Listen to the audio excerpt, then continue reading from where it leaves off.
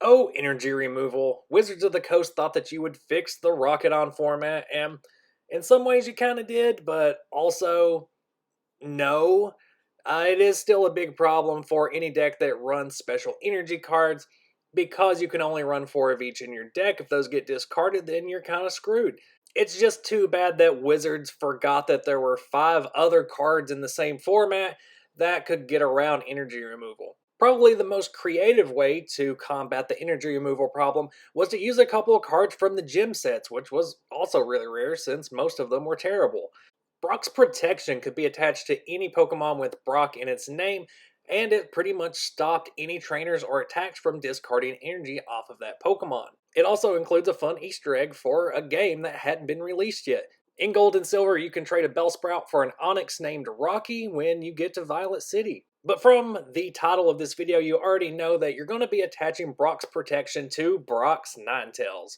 The Shapeshift ability on this Ninetales allows you to attach an evolution card from your hand to the Ninetales and allows you to treat Ninetales as if it were that Pokemon. With Brock's Ninetales decks, I do see people get confused a lot with this Pokemon power. So first of all, it is a Pokemon power, so as soon as you evolve into Ninetales, you can go ahead and attach that evolution card from your hand, but this does not count as evolving Ninetales. And the evolution card that you play does not actually come into play. You're just attaching it to the Ninetales, more like it's an item card. So if you play a Charizard from your hand onto Brock's Ninetales is still your active Pokemon. And it does not have the power of Charizard. Instead, its power stays as Shapeshift. So that means that if Brock's Ninetales is asleep, confused, or paralyzed, that evolution card gets discarded and it's back to just being the regular Brock's Ninetales. The same thing goes for if an Igglybuff uses Gaze on Brock's Ninetales, that evolution card's gone. From the title of the video, you also know that the card I have chosen to attach to Ninetales is Steelix.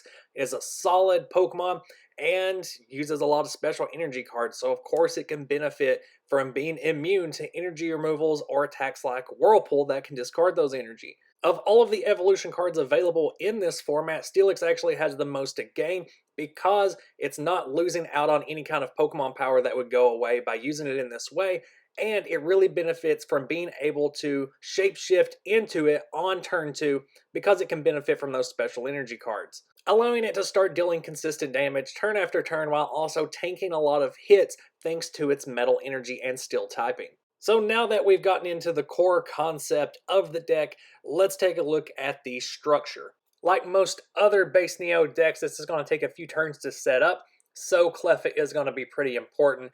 Again, just like every other base Neo deck. So a full playset of those, that's got to be your ideal start. That way you can start trying to get an eke off against your opponent. It's very unlikely that you'll get all the cards you need for a proper setup in your opening hand or even with one hand refresh, but it's going to be really important to get those Ninetales set up as fast as possible. And then the next priority is going to be getting the Steelix cards into your hand. That way you can attach them using Shapeshift. It may seem a bit odd that I'm only running a 3-3 line of Brock's Ninetales while I'm going to be running 4 copies of Steelix. But when you look at it from the perspective of the Steelix just being a tool card, basically, its main purpose in this deck being to be attached to Brock's Ninetales using Shapeshift, but you also have to remember that the main purpose that Steelix is chosen for the evolution card is because it is so tanky. 110 HP, plus with a metal energy on there, it's going to be really hard to knock out, especially since you're going to be attaching gold berries, which is another part of this ideal setup I keep mentioning, where you have a Brock's Ninetales with a Steelix attached, a Brock's Protection attached, a metal energy, a double colorless energy, and hopefully a gold berry. So you could technically get this done on turn 2, however, it's much more likely it's going to take 3 or 4 turns, which is why Cleffa and Scyther are going to be important. Both Pokemon have free retreat, so of course it's going to be very easy to swap back and forth. You're going to be able to avoid a lot of damage with Cleffa, but also absorb a lot of damage and sponge it back onto the bench with Scyther. Igglybuff is in this deck to try to take care of pesky Pokemon powers from your opponent's bench, mainly thinking about Noctowl or Dark Vileplume, although also Dark Gloom because special conditions can mess up this deck quite a bit too. Tyrogue is going to be your go-to if Steelix is getting baby stalled. which is going to hopefully scare your opponent into switching or even get off that lucky coin flip with Smash Punch and get yourself a prize card. Brock's Protection, of course, is what's going to keep the energy cards attached to Steelix. This deck does not run any basic energy cards. It's all special energy, so you want to make sure that those are being protected, and that's exactly what this deck does with Brock's Protection and Brock's Ninetales. Goldberry is just going to help you heal off that damage every turn. Not a lot of decks are going to be able to deal more than 50 damage per turn against Steelix, and Goldberry is going to be healing off 4 of those damage counters immediately between turns, so that's a huge help in keeping Steelix alive and helping to tank more damage. With Brock's Protection and Goldberry being so important in this deck, you're going to be attaching those almost as soon as you get them into your hand. As fast as you can with your setup, you're going to be playing them from your hand, which means you're not going to have very many useful trainers in your hand, which opens you up to use last as many times as you want. That's why I included 4 copies in this. It's going to be very proactive in trying to stall out your opponent, since your setup's going to take a little while to get set up. And it's also going to keep a lot of really pesky trainers like Gust of Wind out of there. That's going to keep pulling out your babies, or that's going to pull out a Brock's Vulpix very early game and really ruin your setup in that way as well. Running the standard 2-2 build of Oak and Elm, if you can get a Professor Elm or an Oak off on turn 1 that early in the game, then it really does away with the need for you to eke so many times.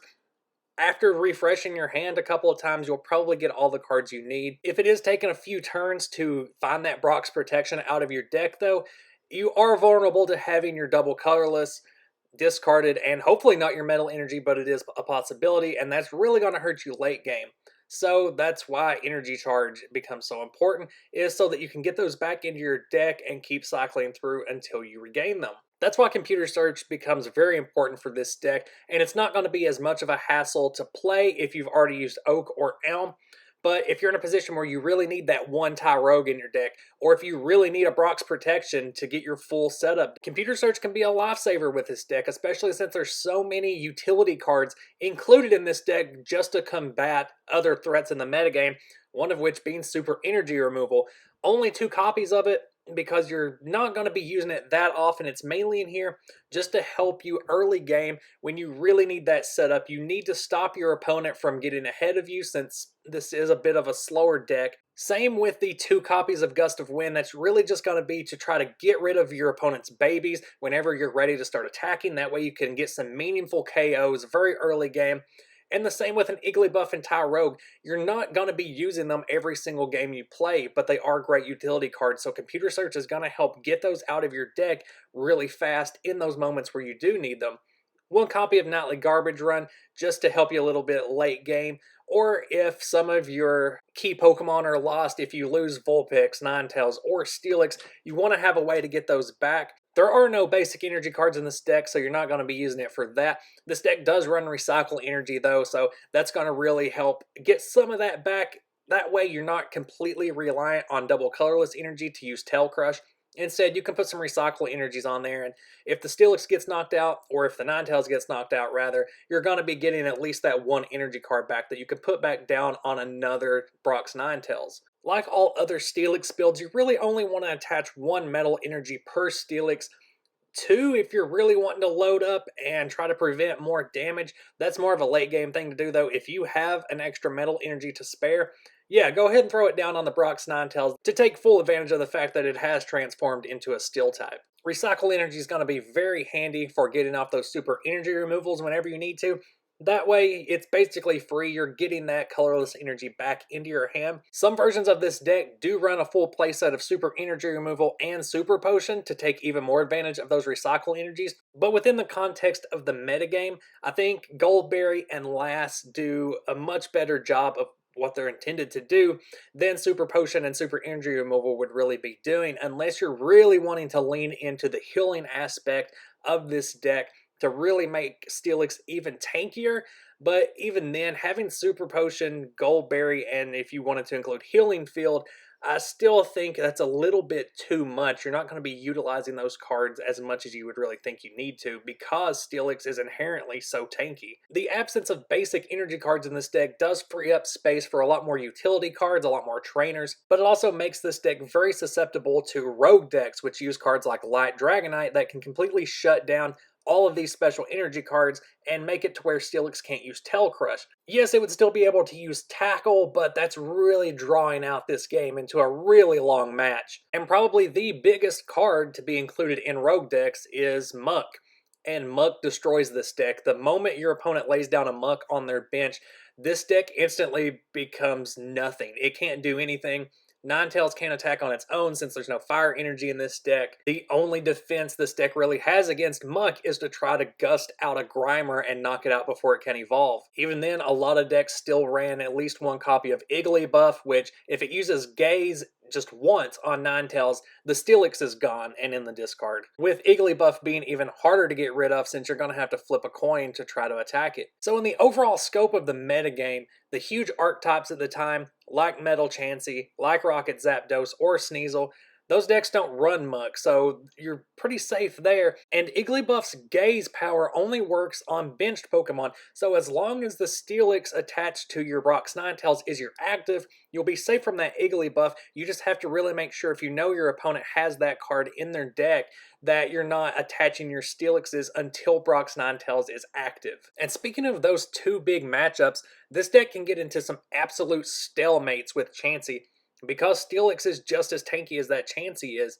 And a fully set up Brock's Ninetales with the Brock's protection, with the Steelix attached, with a Goldberry can be terrifying for a Zapdos or Sneasel deck. Factoring in the Goldberry and the Metal Energy and the Electro Burn damage that a Zapdos is going to take, you're actually going to be dealing more damage than they can deal to you, meaning that that deck's going to have to rely on Sneasel, which only has 60 HP itself. So really, this deck has great matchups against any other deck that doesn't use Muck. Any Steelix build can get overwhelmed by fire decks, which were here and there within this format. Typhlosion, Blaine's Charizard, and a little bit of base set Charizard. But overall, the metagame was really ruled by Dark, Steel, and Normal types, so nearly every other type of deck became niche. But rest assured that I will be talking about all of those other decks, all of the other niche types that filled this format, because each one of them in itself is interesting. They all contribute to the metagame in different ways. So just stay tuned for those. Let me know down in those comments what decks you want to see. I've already added 5 or 6 to the list that have been recommended. In my opinion, this is the best Steelix build you can build within the base Neo format, but I'd love to hear about other Steelix builds as well. Until the next deck, goodbye.